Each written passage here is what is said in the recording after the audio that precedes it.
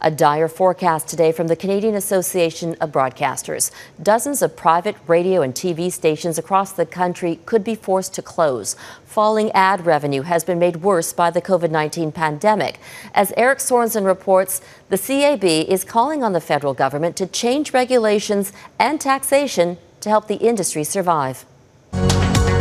CJOB Mornings, here's the headline. So tune in here weekdays at noon. Local radio and TV have been a mainstay in the lives of Canadians for decades, a source for local news and local newsmakers. I put that motion forward at Barrie City Council. But as more people get news online, radio and TV advertising revenue has plummeted. And on top of that, COVID-19's impact. Fewer people in their cars, for example, listening to radio. It's Take Your Vinyl to Work Day. A new Canadian Association of Broadcasters report projects over the next 6 months the possible closure of 50 radio stations.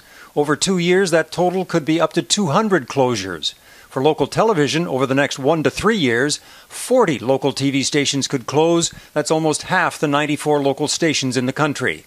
The CAB says up to 2,000 jobs could be lost. It's going to be catastrophic for a number of broadcasters and a number of communities. Broadcasters say they want new regulations, especially targeting internet giants like Google and Facebook, which earn the majority of today's ad revenue, but don't pay Canadian news providers for the content. With a lot of dollars going away to global conglomerates, internet conglomerates, that's money that's coming out of the local infrastructure to be able to support local media outlets. In a statement, the federal government points to dollars already committed, plus the Canadian Emergency Wage Subsidy that is currently helping eligible broadcasters maintain more jobs in their structure.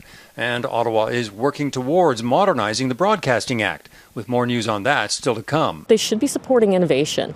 They should be supporting new business models. This Ryerson professor says Ottawa's help is needed in the short term because local news is too important to let disappear. People need to have that service to be able to make decisions about their life. We're seeing it during the pandemic more than ever.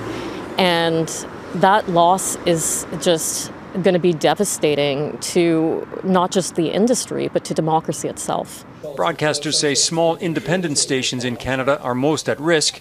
If more help is to come from Ottawa, the question is whether it will come before any radio and TV stations start to close.